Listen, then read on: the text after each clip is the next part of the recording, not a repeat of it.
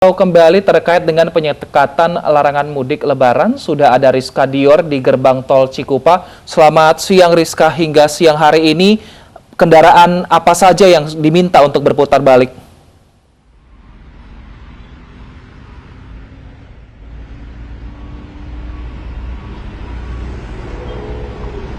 Ya, Rizka.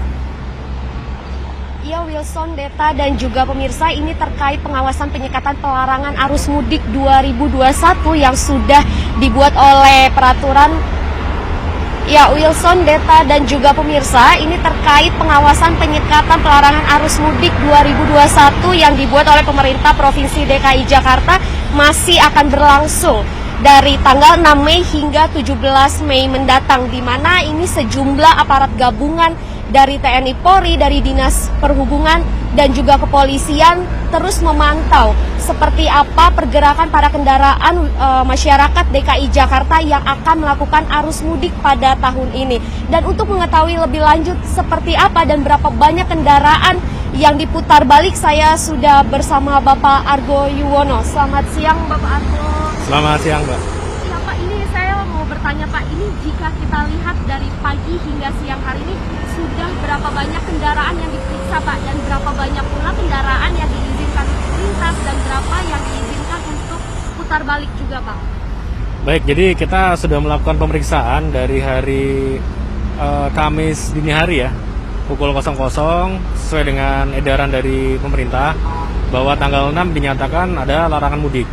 Kemudian di gerbang tol Cikupa sendiri kita lakukan penyekatan khususnya bagi warga dari DKI yang akan melaksanakan perjalanan keluar dari Jakarta.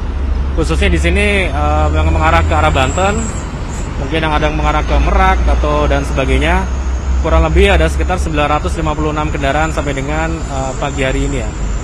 Jadi intensitas ini tentunya mengalami penurunan. Memang di hari pertama sangat banyak sekali. Kurang lebih sekitar 736 kendaraan yang kita putar balikan. Namun di hari kedua ini dari pagi sampai dengan jam saat ini itu baru terpantau kurang lebih sekitar 70-an kendaraan. Mungkin ada penurunan ini dikarenakan masyarakat sebagai sudah tahu bahwa mudik atau larangan mudik sudah berlakukan. Kemudian yang kedua, memang pada saat awal diberlakukan banyak tidak memiliki kelengkapan dokumen atau surat-surat. Jadi memang ada pengecualian bagi pelaku perjalanan dapat melanjutkan perjalanan, tentunya harus melengkapi dokumen. Jadi itu memang di hari pertama sangat banyak. Kenapa? Karena memang tidak ada yang dilengkapi dokumen seperti SIKM atau dokumen surat tugas dan surat lainnya. Demikian. Oke, lantas ini hingga siang hari ini ada berapa banyak kendaraan pula yang diputar balikan dan berapa yang diizinkan untuk terus melanjutkan perjalanan, baik itu kendaraan yang akan melakukan perjalanan dinas ataupun truk-truk pengangkut bahan logistik atau kebutuhan pangan lainnya, Pak? Ya, jadi karena ini waktunya pagi hari, memang terpantau banyak sekali kendaraan-kendaraan angkutan ya, mendominasi di gerbang tol ini. Kemudian untuk jumlah kendaraan sendiri, kita sudah memberhentikan kurang lebih sekitar 170-an kendaraan. Dari kendaraan yang diberhentikan, yang kita putar balikan kurang lebih sekitar 50-an. Jadi memang sedikit, karena sebagian memang dilengkapi dengan dokumen-dokumen yang lengkap. Demikian. Oke, baik. Lalu ini fokus pengawasan seperti apa, Pak, yang dilakukan di sini, dan apakah ada himbauan atau perhatian juga terkait protokol kesehatan, dan adakah pemeriksaan bagasi, Pak, bagi kendaraan yang berlalu lalang di kawasan ini? Jadi memang secara kasat mata kita bisa melihat apabila di dalam kendaraan itu mungkin dia membawa keluarga, membawa barang-barang yang memang dikategorikan sebagai seorang pemudik, tentunya itu menjadi hal yang lebih fokus ya. Tapi kalau mungkin mereka memang para pekerja, karena di sini juga masih sebagian masuk dalam wilayah aglomerasi, kita juga memberikan kebijakan. Yang penting himbauan kami kepada masyarakat, silakan Anda melakukan perjalanan, tapi tolong dilengkapi dengan dokumen. Karena memang pengecualian pelaku perjalanan ini memang sudah ada ketetapannya. Seperti contohnya perjalanan dinas, kalau memang seorang karyawan ataupun mungkin mengantar logistik atau barang, tentunya juga harus dilengkapi dengan dokumen yang sah. Tapi kalau tidak membawa dokumen-dokumen tersebut, kami dari pihak kepolisian akan secara tegas untuk meminta untuk putar balik. Demikian. Oke, baik. Terima kasih banyak, Pak Argo Yuwono. Selamat kembali melanjutkan aktivitas. Ya, pemirsa, itu tadi sedikit penjelasan dari Pak Argo mengenai pengawasan penyekatan yang terjadi di Tol Cikupa, Tangerang. Sementara itu, dominasi kendaraan yang masih melalui kisaran jalan Cikupa, Tangerang ini masih dipadati oleh para kendaraan berplat B yang justru sebanyak 60% memadati kawasan ini dibanding kendaraan berplat B. Sementara itu protokol kesehatan untuk memakai masker juga menjadi perhatian, di mana para kendaraan wajib untuk membuka kaca mobil mereka. Kembali ke Wilson, Deta. Baik, terima kasih Rizka atas laporan Anda. Selamat bertugas kembali. Pemirsa, tak hanya pelabuhan, larangan mudik yang berlaku hingga 17 Mei 2021 ternyata juga berdampak pada dunia penerbangan. Beberapa bandara bahkan tidak memiliki aktivitas penerbangan.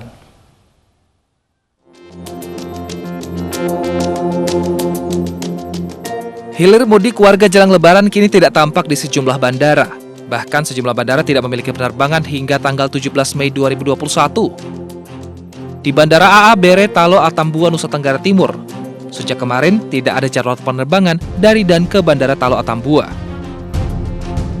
Meski tidak ada penerbangan, petugas tetap bekerja melakukan pembenahan dan perbaikan.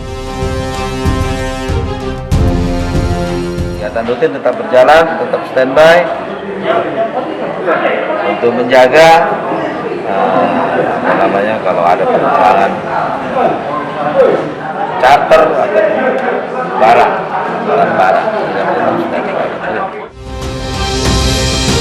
Hal yang sama juga terlihat di Bandara Silangit, Tapanuli Utara, Sumatera Utara. Tidak ada aktivitas penerbangan saat musim mudik. Namun aktivitas petugas darat tetap berlangsung. Pengurangan jam terbang pesawat terjadi karena ada larangan mudik mulai 6 hingga 17 Mei 2021. Hal ini dilakukan agar di musim Hari Raya Idul Fitri 1442 Hijriah tidak ada penambahan jumlah pasien positif yang signifikan. Tim Liputan iNews melaporkan. Pemirsa, banyak sekali akal-akalan warga untuk tetap bisa mudik dan berkumpul bersama keluarga di saat Lebaran nanti. Iya, ini mulai dari menyembunyikan sepeda motor di bagasi bus Wilson, hingga menggunakan atribut TNI dan Polri agar mendapatkan izin melintasi perbatasan.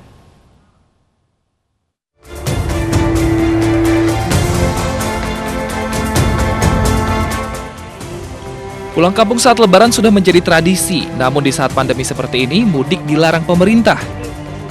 Namun tetap saja ada warga yang berusaha mencari celah agar bisa lolos dari pemeriksaan petugas di perbatasan.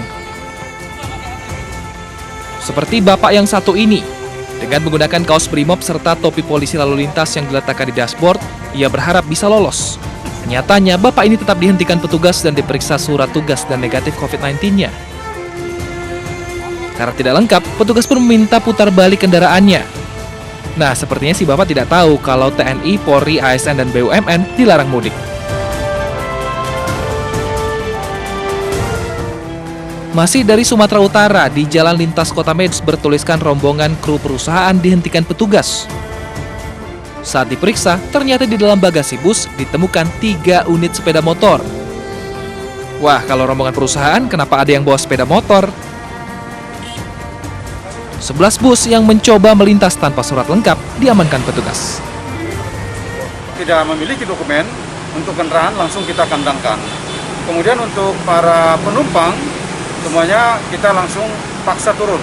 Kemudian dialihkan, itu menjadi tanggung jawab daripada PO angkutan, dan mereka wajib mengembalikan ongkos penumpang yang telah terbayarkan terdahulu.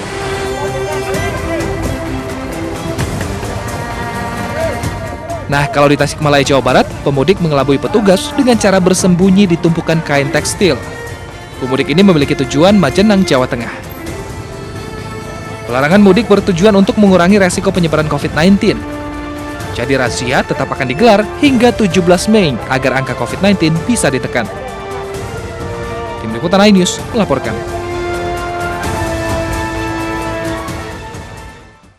Pemirsa, puluhan warga negara asing asal Cina tiba di Bandara Soekarno-Hatta, Tangerang, Banten, Kamis sore. WNA akan dikarantina selama 5 hari sebelum beraktivitas di tanah air. Sebanyak 47 orang penumpang pesawat Xiamen Air 855 dari Fuzhou, Cina. 46 diantaranya warga negara Cina dan 1 warga negara Indonesia. Setibanya di Terminal 3 Bandara Soekarno-Hatta, mereka wajib mengisi dokumen kesehatan, pemeriksaan suhu tubuh, dan juga membawa surat negatif COVID-19 dari negara asal. Setelah memenuhi persyaratan, warga negara asing akan dikarantina selama 5 hari ke depan.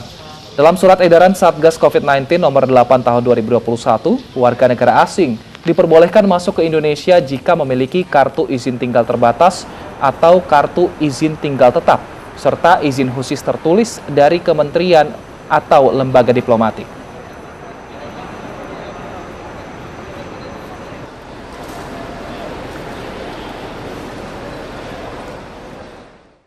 Dan pemirsa, kita sudah terhubung dengan Ibu Mas Dalina Pane, Kepala Bidang Profesi Perhimpunan Ahli Epidemiologi Indonesia. Selamat siang, Ibu Lina.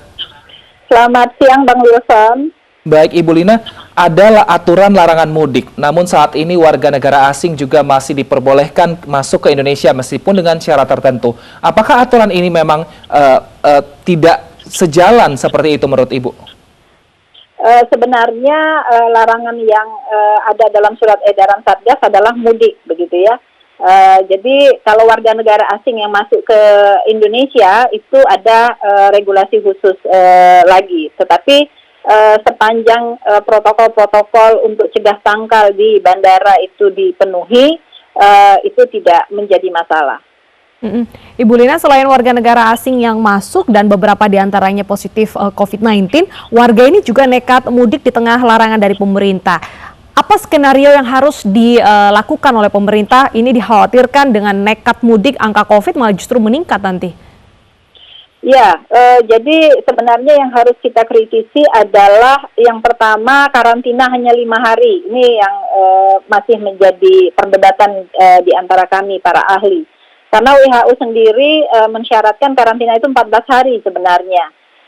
Dan kita sudah belajar dari strain-strain baru yang kemudian tersebar di Indonesia. Menurut pandangan kami salah satunya adalah disebabkan karena karantina yang 5 hari. Yang kedua, kalau terkait dengan peningkatan jumlah kasus, tentu kita baru bisa ukur 2 minggu, 3 minggu setelah mudik selesai. Pengalaman tahun lalu, 2 minggu, walaupun sudah ada aturan tentang larangan mudik, angka itu tetap naik, walaupun naiknya tidaklah setinggi seperti yang diperkirakan. Tetapi kenaikan tersebut kita apresiasi juga dikarenakan testing kita meningkat 2 minggu, 3 minggu setelah hari raya atau setelah larangan mudik itu selesai. Jadi yang menyebabkan peningkatan jumlah kasus tentu bukan hanya mudik. Ada banyak kegiatan atau aktivitas lain yang juga bisa meningkatkan jumlah kasus. Tetapi tentu larangan mudik ini sudah didiskusikan, sudah dipertimbangkan untung ruginya, baik buruknya. Dan saat ini kita sebagai warga negara tentu harus patuh pada larangan tersebut, tetapi kalau terkait dengan pengendalian tentu baru bisa kita lihat efektivitasnya 2 minggu sampai 3 minggu setelah mudik itu selesai. Apakah benar mudik kemudian mampu menahan peningkatan jumlah kasus? Kalau untuk mengukur implementasi dari larangan mudik itu sendiri, teman-teman di lapangan tentu sudah bisa melihat apakah larangan tersebut cukup efektif atau tidak. Karena masyarakat kita punya banyak trik dan cara untuk bisa melanggar larangan tersebut. Kita sebagai warga negara yang baik tentu kami himbau untuk ikut dalam surat edaran dari Satgas untuk tidak mudik dan sebaiknya untuk stay at home. Karena yang kita lebih takutkan saat ini adalah strain baru yang saat ini sudah masuk di Indonesia, yang memiliki kontribusi lebih besar untuk meningkatkan jumlah kasus yang kasus COVID di Indonesia beberapa minggu ke depan. Baik, Ibu Lina, saat ini memang aturan larang mudik sudah dikeluarkan, namun ada juga anjuran untuk mungkin berwisata di wilayahnya saja. Nah, ini mana yang sebenarnya perlu diwaspadai? Mudiknya kah atau nanti kerumunan yang akan terjadi di lokasi wisata jelang libur Lebaran nanti? Sebenarnya kalau kita lihat epidemiologi itu bicara tentang pola atau pattern. Kalau kita sudah ketahui selama Ramadan sampai dengan hari raya itu ada sekitar 3 atau 4 risiko yang mungkin dapat meningkatkan jumlah kasus. Antara lain yang pertama, kalau jam 4 sore banyak orang keluar rumah untuk membeli takjil dan itu menciptakan kerumunan. Kemudian kalau sudah dapat THR 2 minggu atau 1 minggu sebelum hari raya, pasar penuh dan itu juga menciptakan kerumunan. Lalu 3 hari atau 1 minggu menjelang hari raya harus mudik, itu juga bisa menimbulkan peningkatan jumlah kasus. Dan yang terakhir adalah ketika hari raya biasanya orang pergi ke tempat-tempat wisata. Nah itu keempatnya harusnya diwaspadai semua ya? Diwaspadai semua, bukan cuma mudik saja yang harus menjadi concern kita. Karena kalau kami lihat pemerintah lebih concern pada mudik, tetapi yang 3 dilupakan begitu ya. Baik, oke, berarti pengendalian nanti apakah terjadi peningkatan atau tidak baru bisa diukur setelah mudik Lebaran usai. Terima kasih atas informasinya Ibu Mas Dalina Pane sudah bergabung bersama kami juga di iNews Siang.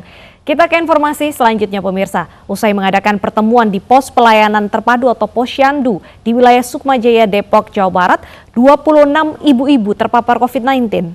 Mereka kini harus menjalani perawatan di rumah sakit serta isolasi mandiri. 26 ibu-ibu terpapar COVID-19 usai bertemu di lokasi Posyandu. Awalnya ada 2 orang yang memiliki gejala COVID-19. Setelah dilakukan pelacakan atau tracing, ternyata 24 lainnya juga dinyatakan positif COVID-19. Saat ini, per hari ini 26 kasus yang terdata, tapi kita akan terus melakukan kontak tracing dan testing. Ya gitu. Ya kami mengharapkan kepada warga yang kontak erat ya untuk melakukan segera swab PCR. Puskesmas sudah memfasilitasi itu dan tidak perlu nanti untuk dipaksakan untuk melakukan PCR, tapi kami sudah melakukan kontak tracer dan ketika ada undangan puskesmas mohon untuk datang melakukan swab PCR. Diketahui ibu-ibu ini berkumpul menjelang puasa di Posyandu. 54 orang sudah menjalani tes swab PCR. Hingga saat ini, ke-26 ibu-ibu yang terpapar COVID-19 tengah menjalani perawatan di rumah sakit serta tempat isolasi yang berada di kota Depok. Dari Depok, Jawa Barat, Yung Rizky, iNews melaporkan. Bandar narkoba. Saya adalah mucikari terbesar di wilayah Jogja, Pak. Pernah benci banget sama Gus Miftah. Nggak seneng lah sama saya itu. Itu kenapa dulu Mas Indra? Pekerja saya komersial pada ikut ngaji, jatah saya berkurang gitu, Pak. Intinya itu. Untuk menopang ekonomi keluarga, jadi saya lari ke tempat seperti itu. Saya juga bohong. Kalau ngasih bukan uang saya, motor baru ya kasih ini.